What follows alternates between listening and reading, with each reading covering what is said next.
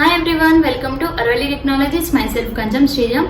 So ఇవాళ వీడియోలో మనం BHMS అంటే ఏంటి, BHMS చేయడానికి డ్యూరేషన్ ఎలా ఉంటుంది, ఎలిజిబిలిటీ ఏముంటుంది, అండ్ మనకి ఫీ స్ట్రక్చర్ ఎలా ఉంటుంది, అండ్ సిలబస్ ఏముంటుంది, సో ఇవన్నీ కూడా డిస్కస్ చేసేద్దాం. స్కిప్ చేయకుండా ఎండ్ వర్క్ అయితే చూసేయండి.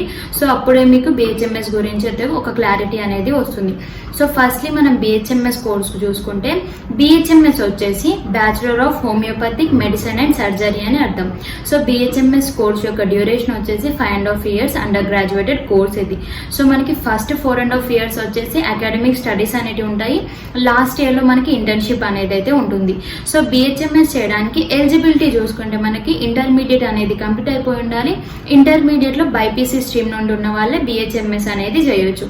అండ్ అలాగే మనకి ఇంటర్మీడియట్ లో 50 to 60% అయితే ఉండాలి. సో BHMS చేయడానికి అడ్మిషన్ ప్రాసెస్ అయితే మనకి NEET and NET entrance test అనేవి ఉంటాయి. సో ఇవి అటెండ్ అయ్యాక దీంట్లో క్వాలిఫై అయితేనే మనం BHMS అనేది చేయొచ్చు. సో మనకి BHMS లో ఎలాంటి సబ్జెక్ట్స్ ఉంటాయి అనేది తెలుసుకుందాం. సో మనకి BHMS లో అయితే ఇయర్ వైజ్ గా సబ్జెక్ట్స్ అనేవి ఉంటాయి. సో ఫస్ట్ ఇయర్ లో మనం సబ్జెక్ట్స్ అనేటివి చూసుకుంటే హ్యూమన్ ఆంటోనమీ ఉంటుంది, ఫిజియాలజీ ఉంటుంది, అలాగే హోమియోపతిక్ ఫార్మసీ అనేది ఉంటుంది.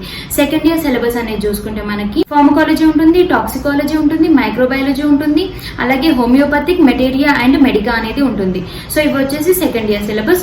సో మనకి థర్డ్ ఇయర్ సిలబస్ చూసుకుంటే సర్జరీ అనేది ఉంటుంది, గైనకాలజీ, పిడియాట్రిక్స్ అనేది ఉంటుంది, అలాగే హోమియోపతిక్ థెరపటిక్స్ అనేటివి మనకి third year syllabus. Fourth year syllabus చూసుకుంటే ప్రాక్టికల్ క్లినికల్ ట్రైనింగ్ అనేది ఉంటుంది, కమ్యూనిటీ మెడిసిన్ అనేది ఉంటుంది, కేస్ టేకింగ్ అనేది ఉంటుంది, రిపోర్టరైజేషన్ అనేది.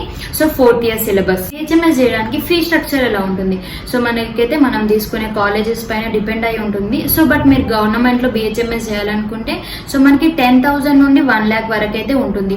ఇఫ్ మీరు ప్రైవేట్ కాలేజెస్ చూసుకుంటే అయితే 2 lakhs to 10 lakhs వరకు అయితే ఉంటుంది. BHMS అనేది కంప్లీట్ అయిపోయాక హైయర్ స్టడీస్ అనేవి చూసుకుంటే సో మనమైతే MD హోమియోపతిక్ అనేది చేయొచ్చు, అలాగే MBA in health care management అనేది చేయొచ్చు. సో ఇవి వచ్చేసి మనకి BHMS అనేది కంప్లీట్ అయిపోయాక ఉండే హైయర్ స్టడీస్. BHMS అనేది కంప్లీట్ అయిపోయాక ఎలాంటి జాబ్స్ చేయొచ్చు అంటే మనము టీచింగ్ చేయొచ్చు, రీసెర్చ్ చేయొచ్చు, లేదంటే గవర్నమెంట్ అండ్ ప్రైవేట్ హాస్పిటల్స్ ఉంటాయి కదా, వాటిల్లో ప్రాక్టీస్ అనేది చేయొచ్చు.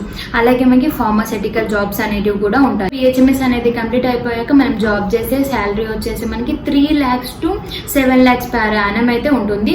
సో ఇది వచ్చేసి BHMS కోర్స్ యొక్క డీటెయిల్స్. సో మీకు ఇంకా దీంట్లో ఏమైనా డౌట్స్ ఉంటే కామెంట్ బాక్స్ లో కామెంట్ చేయండి. And thank you for watching. Like చేయండి, షేర్ చేయండి, కామెంట్ చేయండి, తెలిసిన ఫ్రెండ్స్ కి కూడా ఈ వీడియోని షేర్ చేయండి. And thank you for watching. Subscribe to my channel.